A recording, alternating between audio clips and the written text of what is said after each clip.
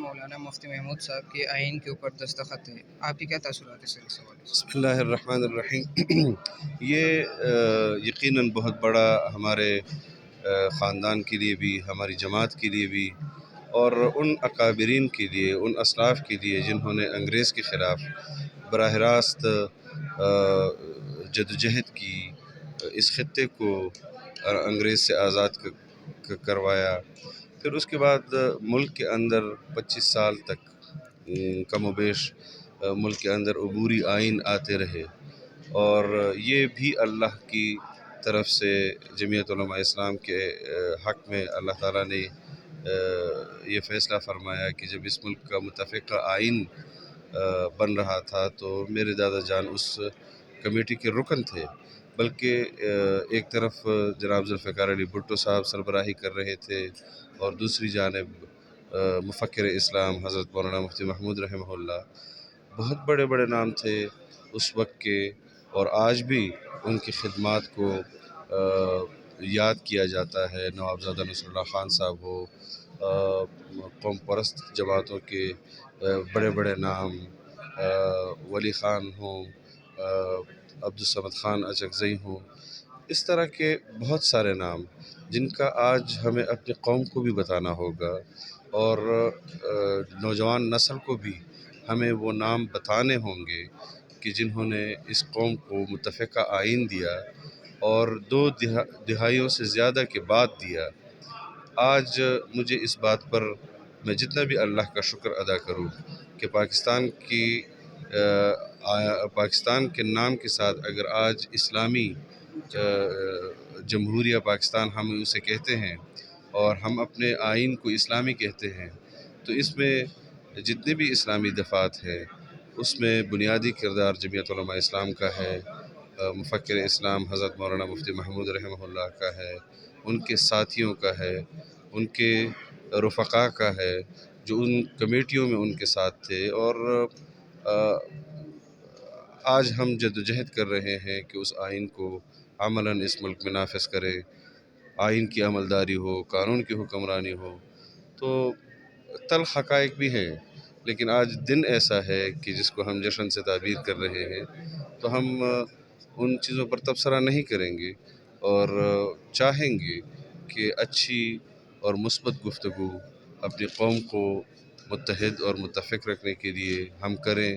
بہرحال یہ جدوجہد ہمارے حصے میں ہے۔ سر امینڈمنٹ کی گنجائش موجود ہے؟ یقیناً دنیا میں تغیرات آتے ہیں، اور انسان اپنے ماحول کے مطابق مختلف قوانین تبدیل کرتا رہتا ہے، لیکن ہمارے آئین کی خوبصورتی یہ ہے کہ ہمیں پابند کر دیا گیا ہے کہ قرآن و سنت کے مطابق ہی قانون سازی کی جائے گی، اور کوئی ایسی قانون سازی قابل عمل نہیں ہوگی جو قرآن و سنت کے خلاف ہوگی۔ تو دنیا کے اندر جو جمہوریتیں ہیں، امریکہ کے اندر جو جمہوریت ہے، مغرب کے اندر جو جمہوریت ہے، اور پاکستان کے اندر جو جمہوریت ہے، ان تمام جمہوری نظاموں میں بہت فرق ہے، اور یہی فرق ہمیں اپنے معاشرے کے تمام طبقات کو بھی بتانا ہوگا کہ ہماری جمہوریت کو مغرب کی جمہوریت پر قیاس نہیں کیا جا سکتا۔ ہمیں اپنی قوم کو بھی بتانا ہوگا، ہمیں اپنے سیاستدانوں کو بھی بتانا ہوگا سر ایک آخری کہ جو سوال سیاستدان ہمیں امریکہ کی جمہوریت کی بات کرتا ہے، جو سیاستدان ہمیں مغرب کی جمہوریت کی بات کرتا ہے، ہماری جمہوریت میں اور ان کی جمہوریت میں زمین و آسمان کا فرق ہے۔ ہم یہاں پر اپنی جمہوری نظام کے اندر انتظامی امور میں تو ہم اختیار رکھتے ہیں کہ ہم قوانین بنائیں، قوم کو سہولت دیں، ان کی سہولت کو مد نظر رکھتے ہوئے ہم قانون سازیاں کریں، لیکن جہاں پر قرآن و سنت کی بات آئے گی تو ہمیں اپنے آپ کو تابع بنانا ہوگا قرآن کا اور سنت کا۔ سر ایک آخری سوال کروں گا، جس طرح مبینہ طور پر لوگ الزامات لگا رہے کہ جب پیٹرول کی قیمت 160 روپے تھی تب مولانا فضل الرحمان صاحب مارچ لے کے آ رہے تھے، آج پیٹرول کدھر پہنچ گیا، مہنگائی کہاں کس حد تک پہنچ گئی ہے، اور یہ الزام لگا رہے کہ مولانا فضل الرحمان صاحب کے قریبی رشتہ داروں کو، ان کے دوستوں کو عہدے ملے، منسٹریز ملی، اس وجہ سے آج وہ میڈیا سے سائڈ پہ اور بالکل خاموش ہے۔ اس حوالے سے کیا کہیں گے؟ دیکھیے، اس حوالے سے سیاسی میدان میں آپ کے موافق بھی لوگ ہوتے ہیں، آپ سے اختلاف کرنے والے لوگ بھی ہوتے ہیں. ہم قطعاً اس بات سے نظریں نہیں چرا سکتے کہ پاکستان کی جو صورتحال ہے معاشی لحاظ سے وہ انتہائی دردناک ہے. کرب سے گزر رہی ہے قوم. لیکن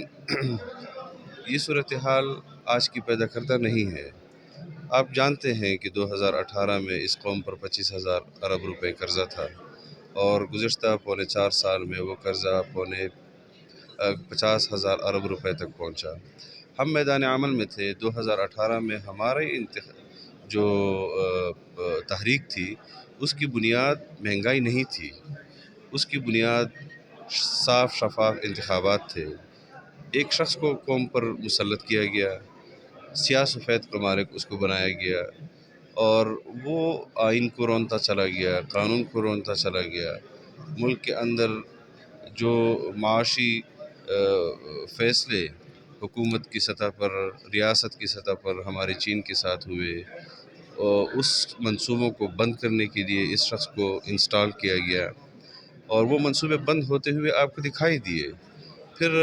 ہمارے معاشی نظام میں جو سب سے بڑا کردار ہمارے اسٹیٹ بینک آف پاکستان کا ہوتا ہے، اس اسٹیٹ بینک کو پاکستان سے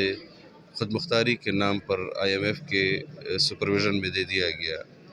اور آج ہم اپنا اسٹیٹ بینک ہوتے ہوئے بھی IMF اگر آج ہمیں جن شرائط میں گھسیٹ رہا ہے اور ہم اپنے اسٹیٹ بینک آف پاکستان سے بھی تعاون نہیں لے سکتے ہیں، تو قوم ان تمام باتوں کو جانتی ہے. لیکن اتنا آپ کو بتا دوں اور قوم کو اعتماد دلاتا ہوں کہ اس وقت جو تنظیمیں حکومت کر رہی ہیں وہ مختلف الخیال، نظریات ان کے مختلف، لیکن یہی وہ قوتیں تھیں جنہوں نے ایک متفقہ آئین دیا، 73 کا آئین دیا. یہی وہ قوتیں ہیں کہ جنہوں نے ملک کو ایٹمی ریاست بنایا. یہی وہ قوتیں ہیں جنہوں نے صوبائی خود مختاری کے حوالے سے اس پارلیمان میں قانون سازی کی، صوبوں کو ان کے وہ حقوق دیے جو 70 سال سے صوبے مانگ رہے تھے. تو انشاءاللہ ہمارے لیے یہ بھی مشکل نہیں ہے، لیکن وقت لگے گا. ہمیں اپنے ملک کو سر زیادہ ٹائم نہیں لوں گا. وائس آف امریکہ کی ایک خبر ہے کہ اسرائیل کے ساتھ ٹریڈ ہوئی ہے سر پاکستان. اس پر حکومت پاکستان کا دفتر خارجہ کا رد عمل آ چکا ہے. پاکستان نہ کبھی اسرائیل کو تسلیم کرے گا اور نہ کبھی کر سکتا ہے. یہی 1940 کی قرارداد میں جہاں ہم ریاست پاکستان کی لیے قرارداد پاس کر رہے تھے، وہاں اس بات کا بھی قائد اعظم محمد علی جناح نے دو ٹوک اعلان کیا کہ عربوں کی سرزمین پر ہم ناجائز ریاست اسرائیل کو کبھی تسلیم نہیں کریں گے. سر جو شاگرد